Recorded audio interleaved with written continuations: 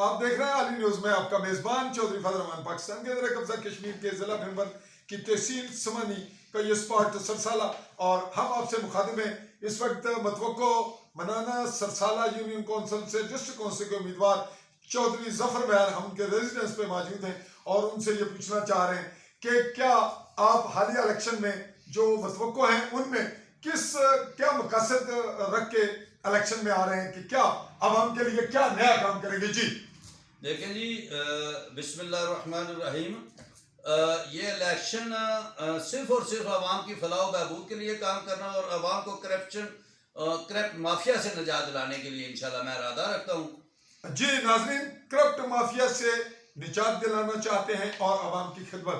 ان کی یہ بات بہت وزندار ہے اور اٹریکٹیو ہے کہ بنیادی طور پہ پاکستان کا یہ مسئلہ سب سے بڑا کرپشن ہے، اور چونکہ یہ زیر قبضہ پاکستان زیر کنٹرول ہے تو یہاں پہ بھی کرپشن ہی عروج پہ ہے، وہی تمام مسائل کا حل ہے۔ تو یہ بتائیے گا کہ الیکشن میں جب آپ جیتے اور کرپشن کے خلاف سٹینڈ لیں گے تو اسٹریٹجی کیا ہوگی تاکہ عوام ابھی سے اس کے لیے اویئر ہو جائے، تو کیسے کریں گے؟ دیکھیں بھائی، یہ بڑا آسان ہے انشاءاللہ۔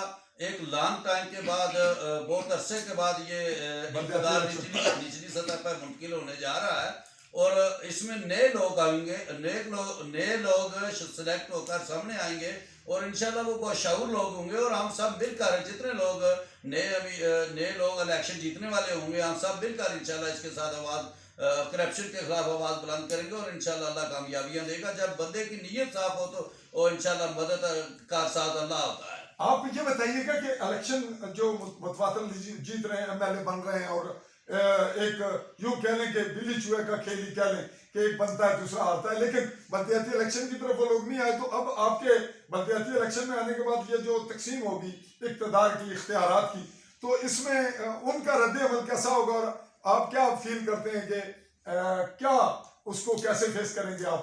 دیکھیں جی، یہ جو اسمبلیوں میں بیٹھے لوگ ہیں، عامی لوگ ان کو شاید ووٹ دے کر آگے بھیجتے ہیں، لیکن موروثی سیاست کا رواج ہے، نسل در نسل وہ چاہتے ہیں ہم میں ہی منتقل ہو، تو وہ تو نہیں چاہیں گے کہ الیکشن ہوں، مگر میرا یقین ہے کہ سپریم کورٹ انشاءاللہ اپنے حکم پہ عمل درآمد کرواتے ہوئے الیکشن ضرور کروائے گی انشاءاللہ۔ آپ جو الیکشن متوقع ہیں ان میں کیا سمجھتے ہیں کہ سیاسی حوالے سے، پارٹیوں کے حوالے سے، گروپس کے حوالے سے الیکشن ہونے چاہیے، یا غیر جانبدار عوامی حوالے سے اور اپنے اپنے حلقوں کے مطابق پرسنالٹی پہ ہوں، یا جو پہلے الیکشن جیت چکے ہیں جن کو آپ لوگوں نے جتوایا اب وہ انٹرپٹ ہو کر آپ کو جتوائیں، تو یہ کیسا یہ دلچسپ صورتحال ہوگی؟ میرا خیال ہے پارٹیوں کے الیکشن نہیں ہونے چاہیے۔